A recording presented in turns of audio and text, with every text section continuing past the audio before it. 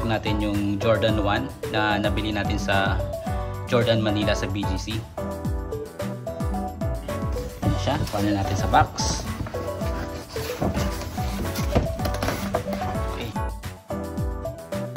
Alright, yan. So, yan si Jordan, naka-buka ka. Okay, open natin. Iyon. So, yan po yung nabili nating Jordan 1. Okay. So, ayan po. Sa Jordan Manila natin nabili. Sa Jordan Manila sa may BGC. Okay, so ayan. Ayan po. Isang pares. Okay. So ayan.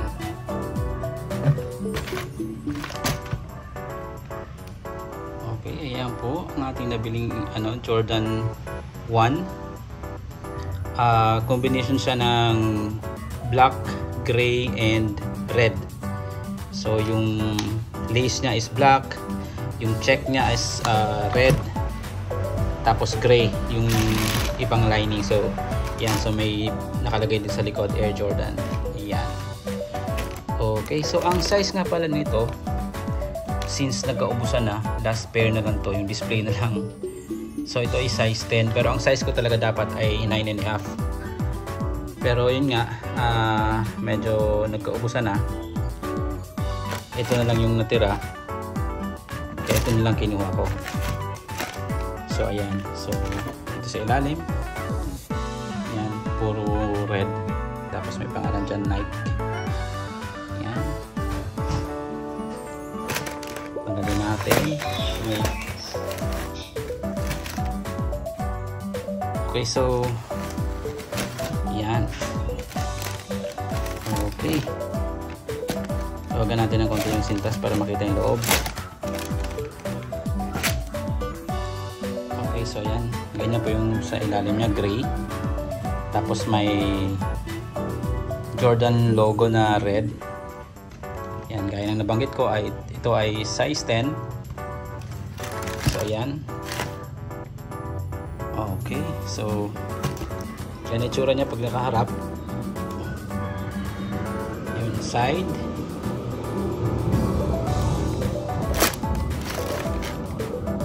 yun, yan natin maigi. So yan, so red din yung Jordan na logo dito sa harap. So yan. Okay, so ang price nga pala nito ay 6,195, pero dahil sale siya, nabili lang natin siya ng 4,300 something. May 30% discount eh. So sulit na rin, mura na rin. Yan. Ayun.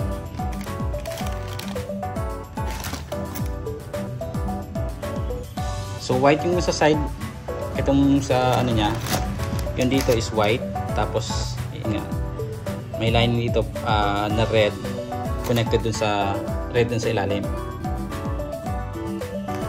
Okay, so yun nga, gaya ng sinabi ko, ito ay 6,195. Pakita ko yung price. Yan, 6,195.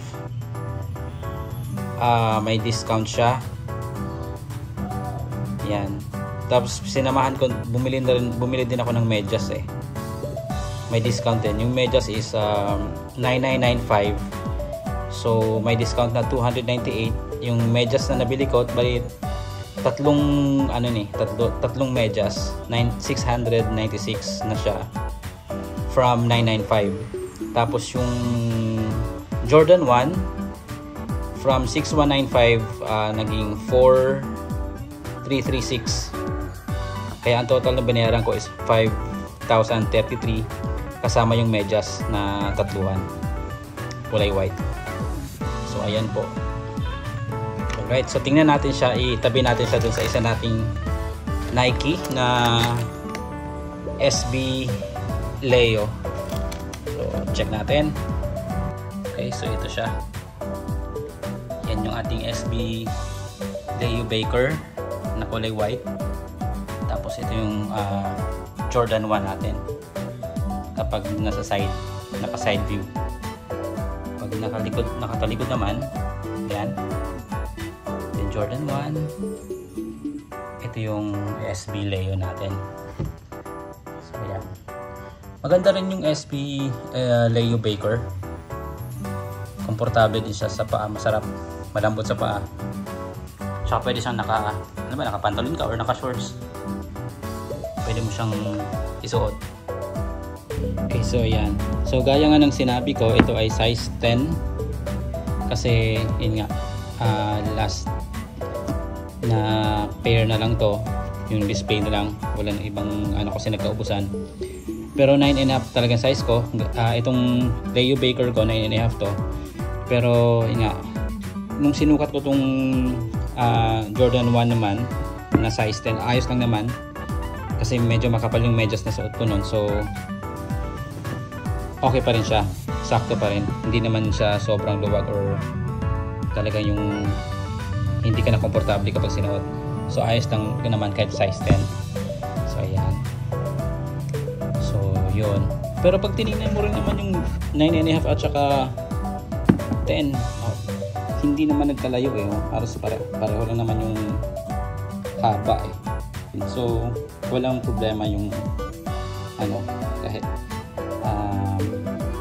10 ang kinuha ko, kahit 9.5 ang normal na size ko sa mga Nike shoes. So yan, so okay pa rin naman yung 10, size 10. Yan, size 10. Ayun yung size niya, 9.5. Okay, so yan. Alright, okay, so ito ay white. Yan yung ilalim niya. Of course, meron itong Jordan 1, may logo na Jordan.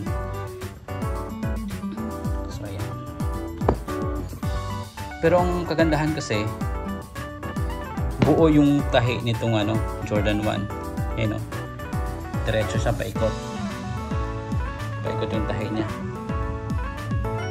Ayan, paikot hanggang likod. Kaya yun. Itong SB Leo natin, dito lang sa side na to yung tahi. Pero matibay naman siya. Hindi ko naman sinabi hindi siya matibay. Yun lang yung napansin ko, na buo yung tahi nitong Jordan 1.